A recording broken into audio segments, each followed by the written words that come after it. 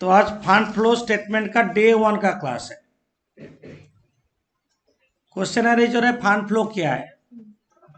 Fund flow, fund means cash, cash flow, flow means either cash बाहर निकल जाएगा या कैश आएगा।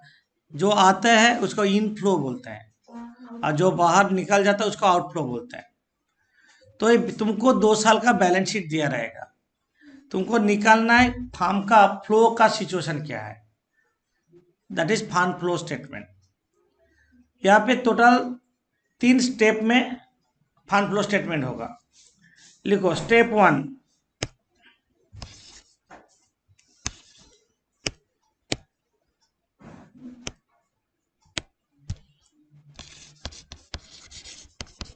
prepare a statement showing change in working capital.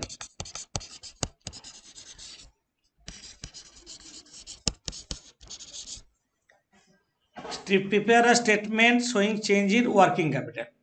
Working capital का मतलब जानते हो तो current assets minus current liability, उसको वर्किंग कैपिटल बोलते हैं। Current asset minus current liability. तुमको 2 साल का बैलेंस शीट दिया रहेगा, तुमको करेंट एसेट फिक्स एसेट सब कुछ दिया रहेगा, दोनों साल का डिफरेंस चेंज कितना हुआ निकालना है स्टेप 1 में।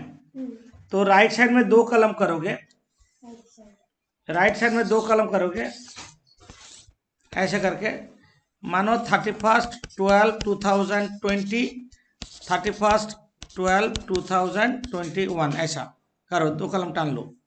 पहले लिखोगे करेंट एसेट्स। करेंट एसेट्स में क्या क्या होता है एग्जांपल दे देते हैं। Stock, debtors, BR, cash, bank,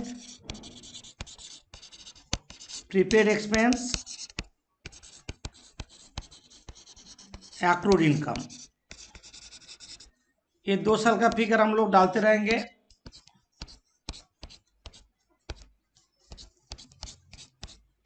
यहां तक होगा टोटल करेंट एसेट्स, इसको कैपिटल ए देके इंडिकेट कर देंगे, टोटल करेंट एसेट्स। इसके बाद लिखो करेंट लायबिलिटी। करेंट लायबिलिटी में तुम लोग लिखोगे creditors, bills payable, creditors bills payable, bank overdraft, outstanding expenses, advance income. Balance sheet में जो जो करेंट लायबिलिटी रहेगा उसको लिखोगे, बट कोई कोई करेंट लायबिलिटी हम नहीं लेंगे, क्यों नहीं लेंगे हम बाद में बताएंगे। ये होगा total current liability, capital B देके इंडिकेट कर दो।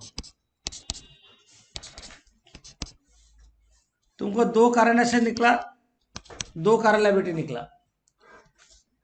First year and second year. अब वर्किंग कैपिटल निकालेंगे। वर्किंग कैपिटल मतलब current assets minus current liability. मतलब हम लोग का एग्जाम्पल के हिसाब से ए माइनस बी, तो तुम्हारा 2 निकलेगा, मतलब ए एक्स निकला, ए वाई निकला। मतलब हम ये बोलना चाहते हैं यहाँ पे जो करेंट एसेट्स है ये करेंट लायबिलिटी माइनस करके ए निकला, ईयर 1 में, ईयर 2 में करेंट एसेट्स से ईयर 2 का करेंट लायबिलिटी माइनस करके वाई निकला। अब तुमको निकालना चेंज क्या है, वर्किंग कैपिटल चेंज कितना हुआ। एग्जाम्पल का फॉर्म में बोले, यहाँ पे मानो 1 लाख है, यहाँ पे 1,50,000 है, मतलब हम क्या बोलेंगे, इंक्रीज इन वर्किंग कैपिटल बढ़ा, फर्स्ट ईयर से सेकेंड ईयर बढ़ा। क्या यहाँ पे से 50,000 हुआ, तब क्या बोलेंगे, डिक्रीज। मतलब तुमको वही निकालना है, इंक्रीज और decrease in working capital. Increase और डिक्रीज इन वर्किंग कैपिटल निकालेंगे, मतलब कैसे होगा, X minus Y, X minus Y, ये जो एक्स निकला, ये दोनों का जो डिफरेंस है, और इंक्रीज भी हो सकता है और डिक्रीज भी हो सकता है। स्टेप 1 में यही करना है। किताब में ऐसे दिया, दो ट्रेड रिसीवेबल, बीआर और डेटर मिला के ट्रेड रिसीवेबल बोलते हैं। हम लोग फाइनल अकाउंट में करते हैं ना, और क्रेडिटर्स और बिल्स पेबल को बोलते हैं ट्रेड पेबल्स। ये दिया रहता है, तो ट्रेड रिसीवेबल ट्रेड पेबल रहते हैं, उसको डायरेक्टली डाल देंगे। स्टेप 2 लिखो। Step 2,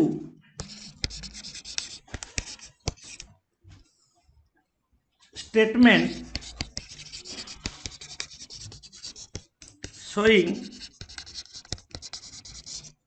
sources and application of funds.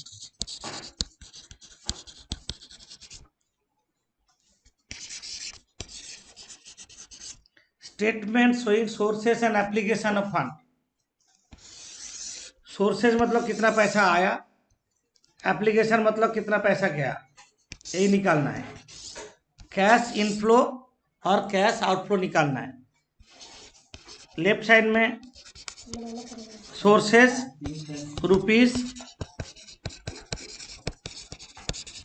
Application rupees. Sources मतलब क्या है, कैश इन, और एप्लीकेशन मतलब कैश आउट। कैश मतलब कैश बैंक, दोनों हो सकता है, ऐसे एक फॉर्मेट बना लो। अच्छा, सोर्सेज एंड एप्लीकेशन फंड जब करेंगे, जो जर्नल में बैंक डेबिट हो रहा है वो सोर्सेज डालेंगे। जो जर्नल में बैंक डेबिट हो रहा है, जैसे एसेट बेचे, जर्नल क्या है, bank account debit to asset, पैसा आया, कम्स इन, मतलब कैश इन होने से डेबिट और कैश आउट होने से क्रेडिट। बट यहाँ पे डेबिट क्रेडिट नहीं होगा, यहाँ पे बोलेंगे उसको सोर्सेस और एप्लीकेशन। कैश जब इन होगा लेफ्ट साइड लिखेंगे, और कैश जब आउट हो जाएगा बिजनेस से राइट साइड लिखेंगे, समझे।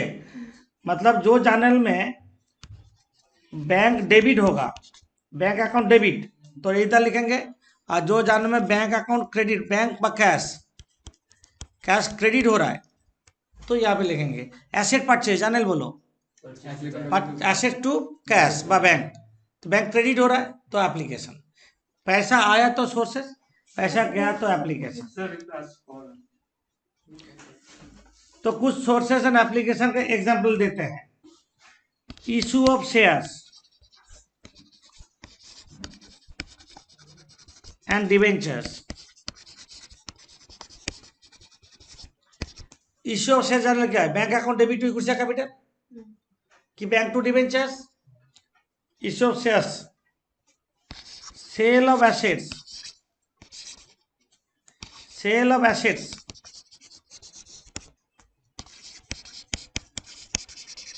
interest and dividends received, sale of assets, interest and dividend received। और क्या हो सकता है बोलो, लोन टेकन, लोन टेकन, जाने बोल bank to bank loan, loan लिया, पैसा तो आया, लोन टेकन,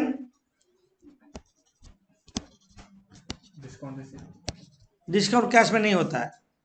और एप्लीकेशन में क्या होगा, अब एप्लीकेशन में redemption, redemption of preference share and debentures.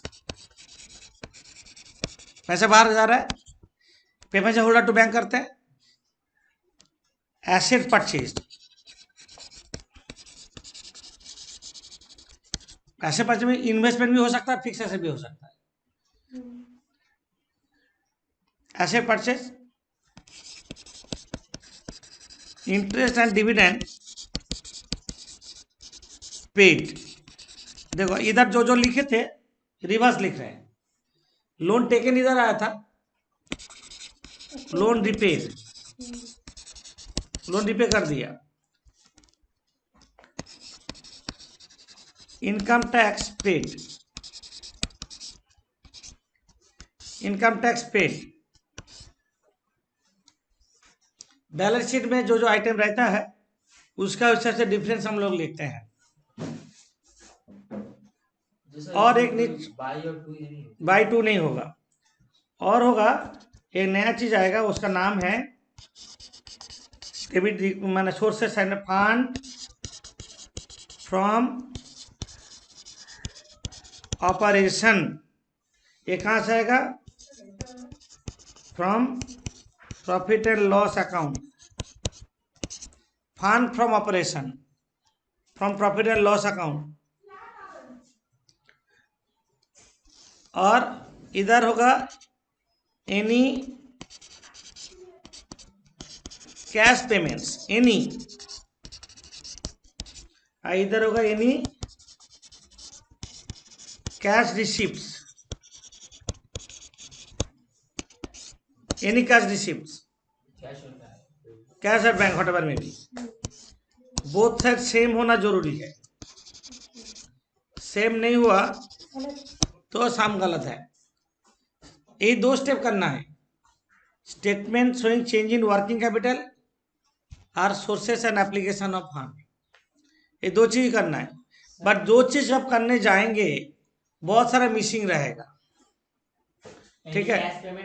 Any cash payment, हाँ, बहुत सारा मिसिंग फिगर रहेगा, उसका क्या करेंगे अभी नोट दे रहे हैं। लिखो स्टेप थ्री, स्टेप थ्री, एक लिखो following ledger accounts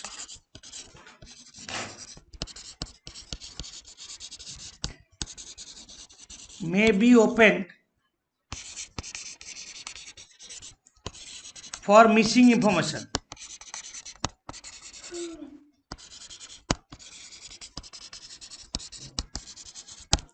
Following ledger accounts may be opened for missing information. बहुत सारे मिसिंग रहे, ये लेजर बना के निकालना है। Number A, profit and loss, profit and loss account,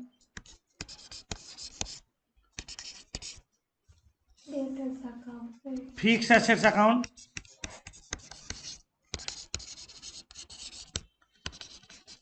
fix asset account मतलब समझ में आया? तो लैंड एंड बिल्डिंग हो सकता, प्लांट एंड मशीनरी हो सकता, फर्नीचर एंड फिक्सचर हो सकता। Provision for depreciation account,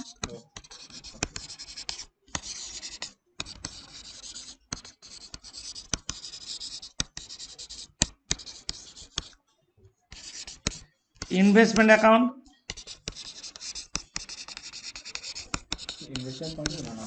investment account, debentures account,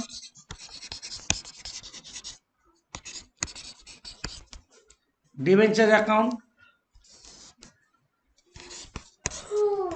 any other account if adjustment is given.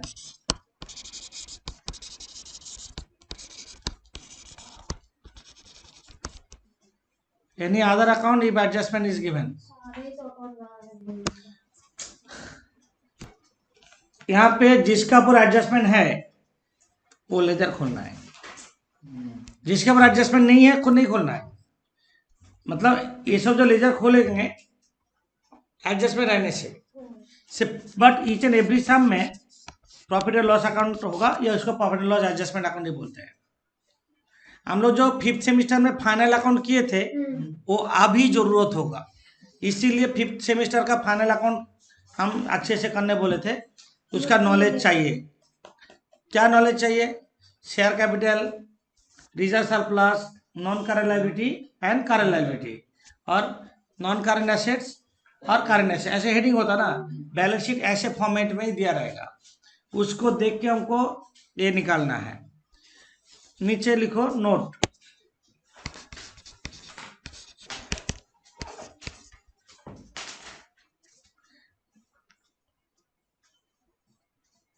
in the absence of any adjustment,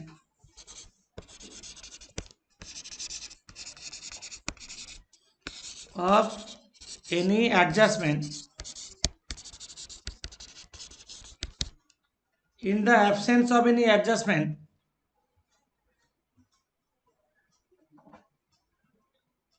previous years proposed dividend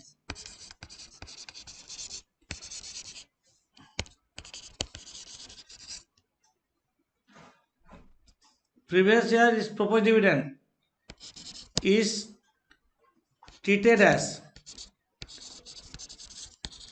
application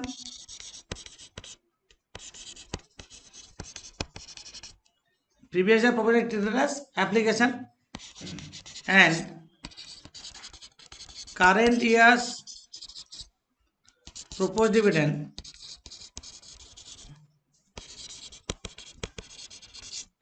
is debited to profit and loss account. Previous year proposed dividend is treated as application and current year proposed dividend is debited to profit and loss account. नीचे लिखो same treatment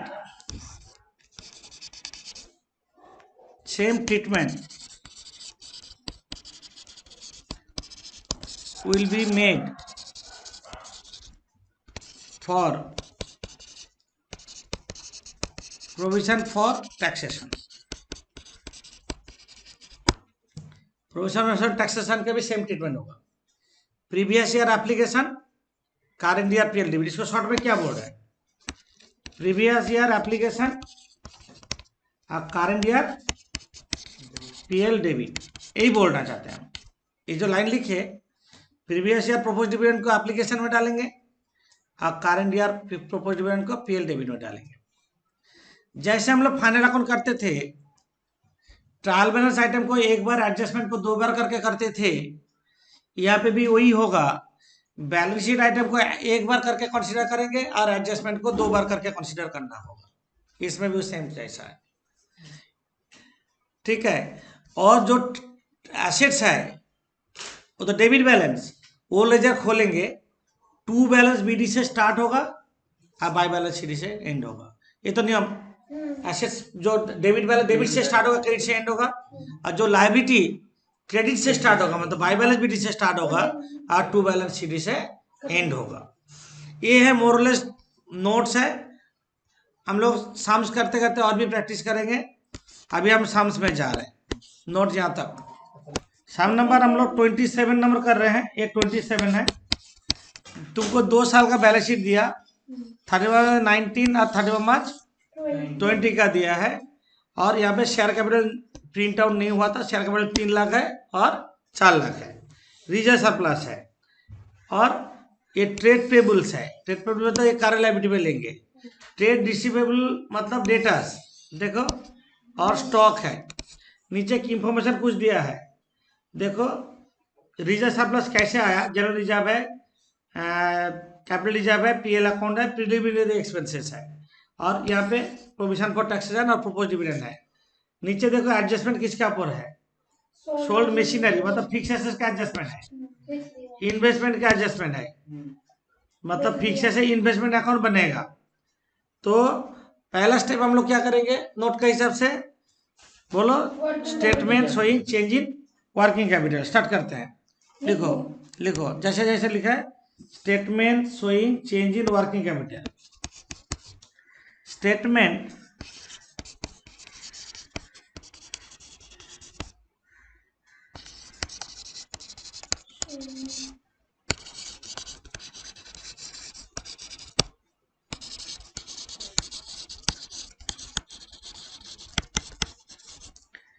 statement showing change in working capital. Right side में 2 column करेंगे, 31 मार्च 19, 31 मार्च 20। Current assets, current assets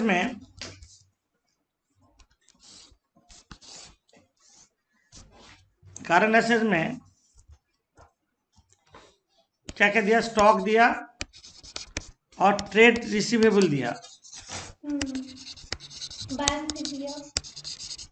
bank दिया। ये तीनों लिखो। 2 लाख और 2,63,000,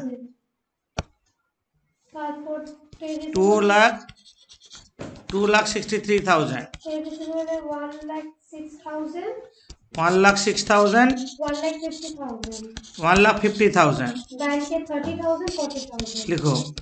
30,000 और 40,000। ओके, जोड़ दो। इसको लिखेंगे total current assets, capital A देके इंडिकेट करते हैं। 3,36,000। Next one 4,63, 4,53,000,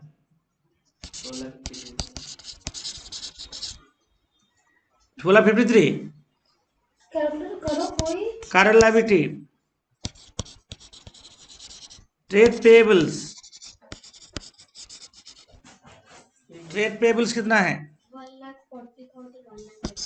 1,40,000। नहीं, शॉर्ट टर्म प्रोविजन को नहीं लेंगे। ये हो गया टोटल करंट लायबिलिटी, उतना ही होगा कैपिटल बी।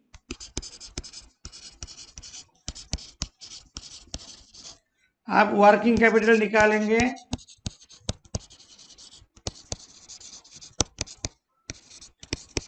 ए माइनस बी,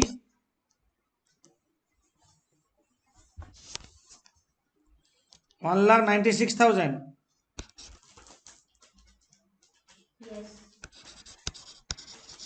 और 3,03,000।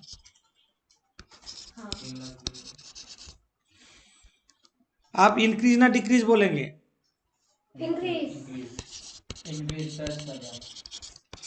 Increase in working capital 1,07,000। ये जो इंक्रीज वर्किंग कैपिटल है, इंक्रीज वर्किंग कैपिटल एप्लीकेशन में डालेंगे। जो हम जो नोट दिए थे वहां पे एप्लीकेशन साइड में लिख दो। तो increase in working capital application side में increase in working capital, increase in working capital application में डालो। और डिक्रीज इन वर्किंग कैपिटल तो सोर्स में होगा। डिक्रीज इन वर्किंग कैपिटल मतलब सोर्स में होगा, और इंक्रीज इन वर्किंग कैपिटल मतलब एप्लीकेशन में जाएगा। इंक्रीज इन वर्किंग मतलब एप्लीकेशन जाएगा, और डिक्रीज इन वर्किंग मतलब सोर्स में। मतलब एप्लीकेशन मतलब पैसा गया, ये एप्लीकेशन मतलब कैश आउटफ्लो है। Increase in working capital. Step 2 में लिखो sources and application of fund.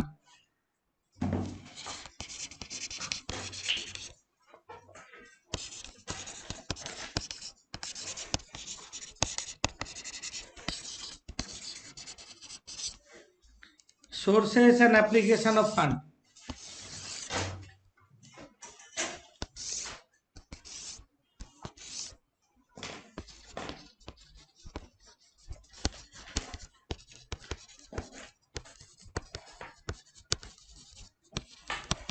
Sources and application of fund और इंक्रीज इन वर्किंग कैपिटल को एप्लीकेशन में डाल दो।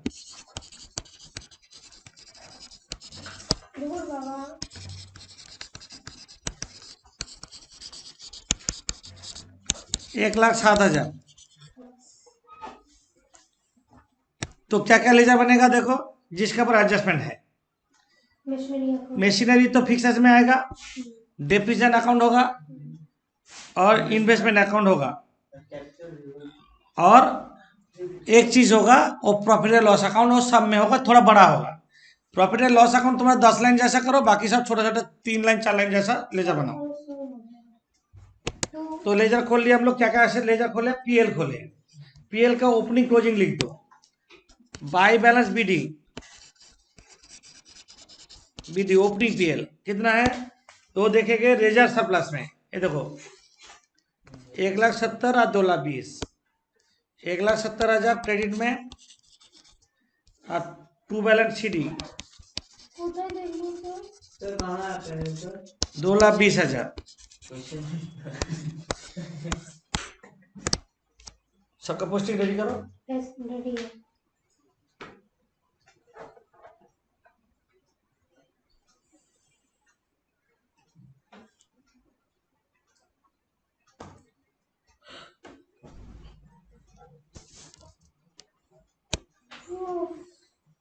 हो गया। अब एडजस्टमेंट में जा रहे हैं। Sold one machine for 30,000 and the cost which was 60. Adjustment देखो, sold one machine 30,000, cost of which was 60. Depreciation provided on it 20,000। इसको हम लोग कैसे टैकल करेंगे? वर्किंग में जाते हैं, नीचे देखो क्या बोला, कॉस्ट प्राइस कितना बोला? 6,000. Cost price, It's a 30. Cost price 60,000, depreciation हुआ कितना? 20,000। WDV कितना है? सोल्ड कितना किया? लॉस कितना हुआ? यही तो। इसको हम कोई दो लेजर में ट्रांसफर करेंगे। ये लेजर में देखो, जो फिक्स है 60,000 का फिक्स है बेचे तो उसमें बाय डेप्रिसिएशन कितना हुआ? 20. बाय डेप्रिसिएशन, डेप्रिसिएशन मीन्स यहाँ पे लिखेंगे provision for depreciation. Provision for depreciation कितना है? बाय बैंक कितना है? बाय पीएल कितना है? 10,000. लॉस अल्टीमेटली 60,000 हुआ कि नहीं? अच्छा, ये जो प्रोविजन फॉर डेप्रिसिएशन लिखे है, प्रोविजन डेप्रिसिएशन क्या होगा? टू फिक्स एसेट्स क्रॉस करो, कितना होगा? 20,000। आप फिक्स एसेट का प्रोविजन डेबिट साइड जोड़ो, 1,90,000। 1,90,000 तो 40,000। ये है depreciation for the year. Depreciation आया करंट ईयर का, करंट ईयर का डेप्रिसिएशन नहीं दिया था, यहाँ पे हम लोग करंट ईयर का डेप्रिसिएशन निकाल लिए हैं। करंट ईयर डेप्रिसिएशन निकाल लिए 40,000। तो इसका पोस्टिंग हम कहाँ कहाँ करेंगे? पहले ये 2 लेजर कंप्लीट करो तुम लोग, उसके बाद हम कहाँ पोस्टिंग करेंगे हम बोल देंगे।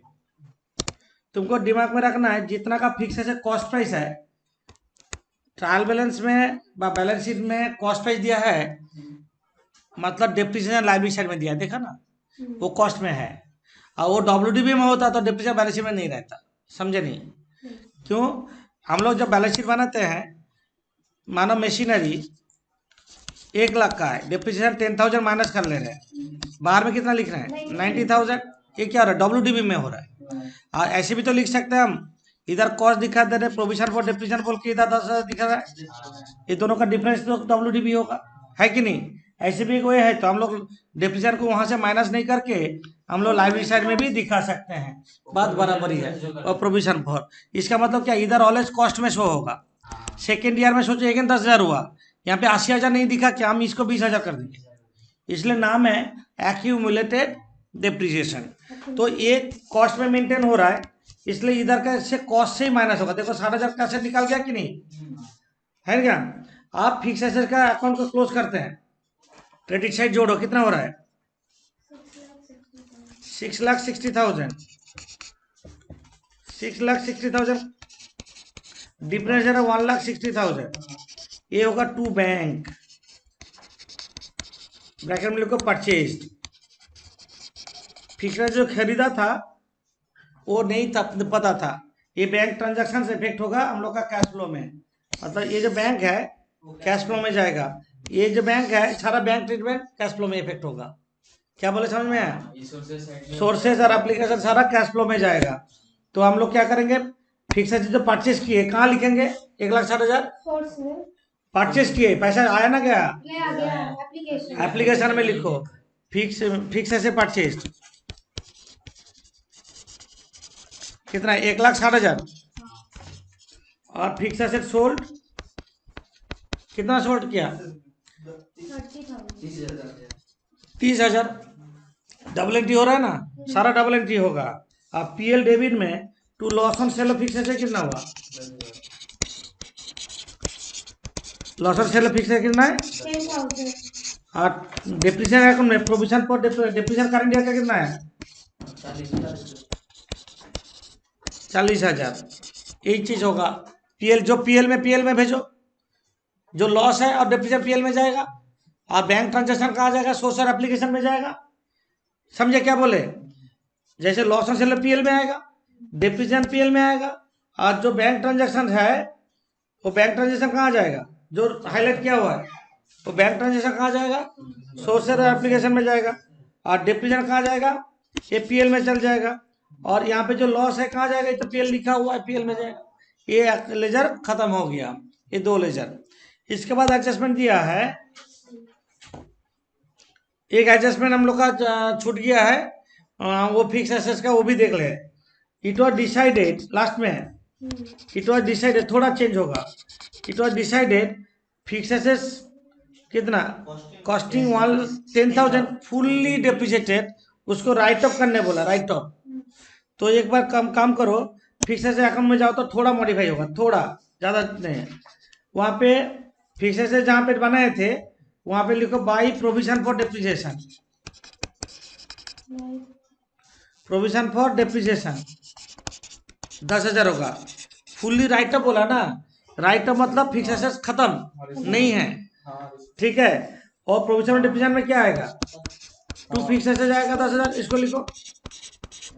प्रोविजन फॉर डेप्रिसिएशन क्या आएगा, to fixed asset, fully depreciated जो बोला है, ये जो फुल्ली डेप्रिसिएटेड बोला ना, फुल्ली डेप्रिसिएटेड बोला है, रिटर्न अप करने बोला, फिक्स एसेट अकाउंट में बाई प्रोविजन फॉर डेप्रिसिएशन का 10,000 डालो। अब प्रोविजन डेप्रिसिएशन में क्या होगा, टू फिक्स एसेट होगा, तो फिक्स एसेट का डेबिट साइड टोटल हो रहा है 2 लाख होगा, थोड़ा चेंज होगा, 2 लाख, इसका भी 6,70,000 होगा, 2 लाख बोल रहे हैं हम। तो डेप्रिसिएशन तुम्हारा 50,000 होगा, डेप्रिसिएशन तुम्हारा 50,000 होगा।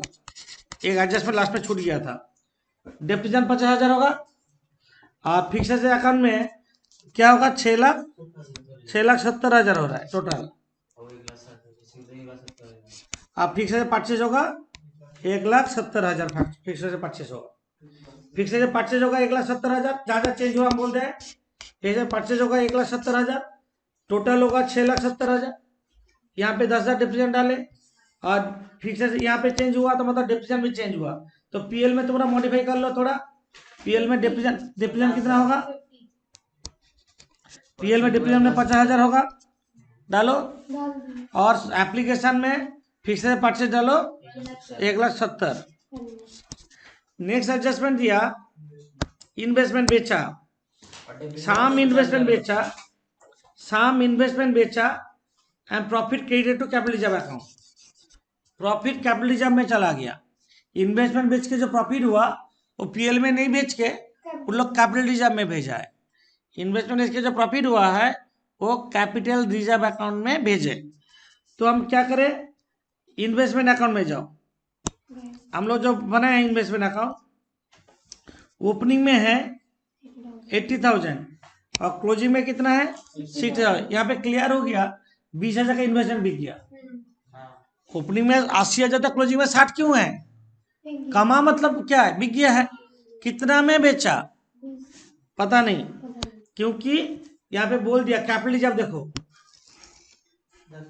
10,000 इन्वेस्टमेंट बेच के जो प्रॉफिट हुआ 10,000 प्रॉफिट हुआ, मतलब 20,000 का इन्वेस्टमेंट कितना में बेचे, 20,000 का इन्वेस्टमेंट कितना में बेचने से 10,000 का प्रॉफिट होगा, 30,000 में। तो इन्वेस्टमेंट अकाउंट में लिखो बाई बैंक 30,000। अब प्रॉफिट हम टू पीएल में बेचते ना, पीएल में नहीं बेच के यहाँ पे लिखे to capital reserve account, capital reserve account. कितना 10,000। देखो मैच कर गया। तो 20,000 का इन्वेस्टमेंट कितना में बेचने से 10,000 प्रॉफिट होगा? 30 में बेचेंगे तो 10 का प्रॉफिट वही दिखाए, 30 में बेचे 10,000 प्रॉफिट दिखाए। समझे ना? तो ये यहाँ पे क्या आ गया? पैसा आया, इन्वेस्टमेंट का पैसा आया। तो जितना बैंक ट्रांजेक्शन सोर्स एप्लीकेशन में ट्रांसफर करो। तो क्या करेंगे हम लोग? सोर्स में क्या डालेंगे? Sale of investment. Sale of investment कितना? 30,000। और कोई एडजस्टमेंट है? बट बैलेंस शीट का सारा आइटम हमको कंसीडर करना है। बैलेंस शीट का सारा आइटम को कंसीडर करना होगा। जिसका एडजस्टमेंट नहीं है उसका डिफरेंस लेके करेंगे। जैसे एक एक करके हम करते हैं। बैलेंस शीट स्टार्टिंग से जा रहे हैं। शेयर कैपिटल ओपनिंग में कितना है? 3 लाख। क्लोजिंग में कितना? 4 लाख। कैसे बढ़ा? 1 लाख। 1 लाख इशू किया होगा। हाँ। इशू करने से जानल क्या होता है? Bank account debit to equity capital. तो इशू ऑफ शेयर में डालो। सोर्स में इशू ऑफ शेयर्स एंट्री याद रखोगे। कितना? 1 लाख हो गया। इसके बाद क्या दिया? Reserve surplus.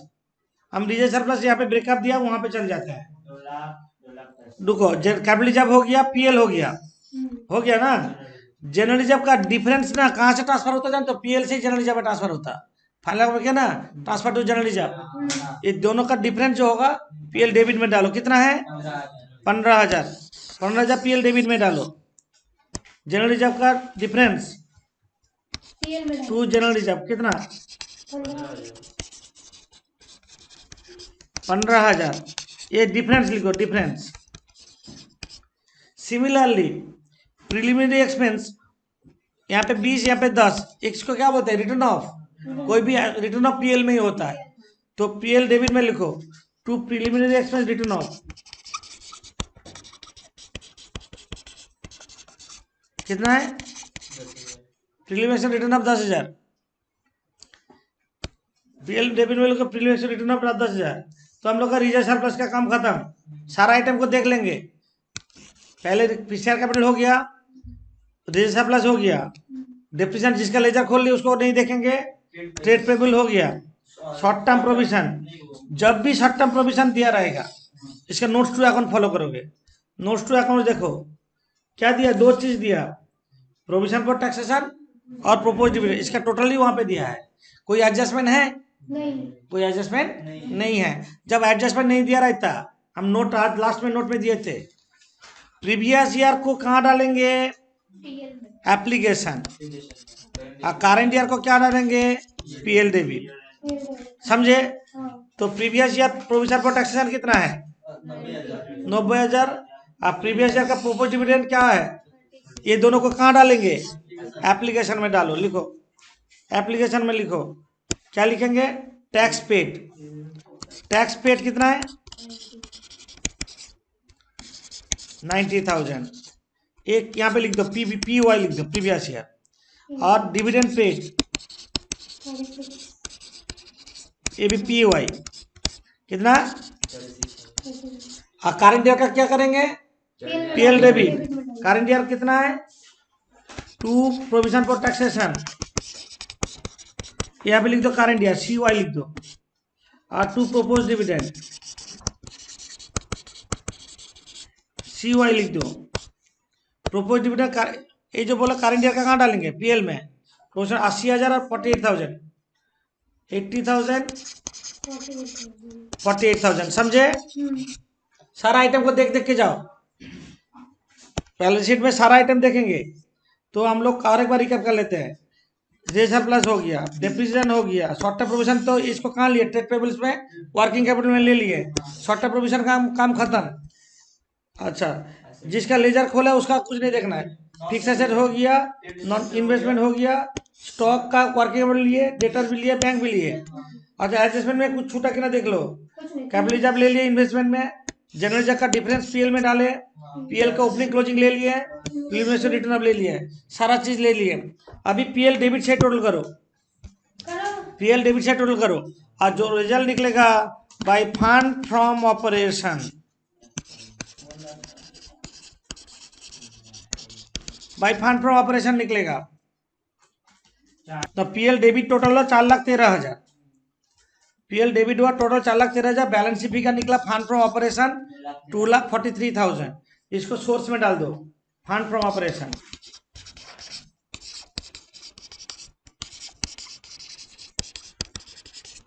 $2,43,000। बोथ साइड जोड़ो, मैच होना जरूरी है, मैच हो जाएगा both side. Both side total 4,03,000 आ रहा है। हाँ 4,03,000। हाँ मैच हो गया। तो ऑनलाइन में जो लोग हो तो रेस्पॉन्ड तो करो, थोड़ा टोटल कैलकुलेटर लेके बैठो, रेस्पॉन्ड करो। तुम लोग भी करो साथ साथ, बोलो 4,03,000 बोथ साइड टोटल मैच हो गया। तो हम लोग कैसे और एक बार रिकैप कर लेते हैं। स्टेप 1 में हम लोग वर्किंग कैपिटल चेंज करेंगे, current asset minus current liability, increase decrease करेंगे। ये इंक्रीज वर्किंग मतलब एप्लीकेशन में डालेंगे और डिक्रीज होगा तो सोर्स में डालेंगे। इसके बाद करेंगे sources and application of fund. जहां जहां से पैसा आया मतलब बैंक डेबिट होगा तो सोर्सेस और बैंक क्रेडिट होगा तो एप्लीकेशन। लेजर में निकलेगा जो सब। पीएल अकाउंट बनाएंगे, पीएल अकाउंट में जनवरी चेक का डिफरेंस लेंगे, प्रीलिमिनरी एक्सपेंस का डिफरेंस लिए हैं, और शाम में कुछ नहीं बोला तो previous propose dividend application current year PL dividend, provision for taxation को सेम। और जिसका बारे में एडजस्टमेंट बोलेगा वो पर्टिकुलर लेजर खोलना है। जैसे हम लोग का यहाँ पे फिक्स से इन्वेस्टमेंट के बारे में बोला था, लेजर खोले और डिप्रीशिएशन अकाउंट खोले हैं, दैट्स एंड। ये सब हो गया।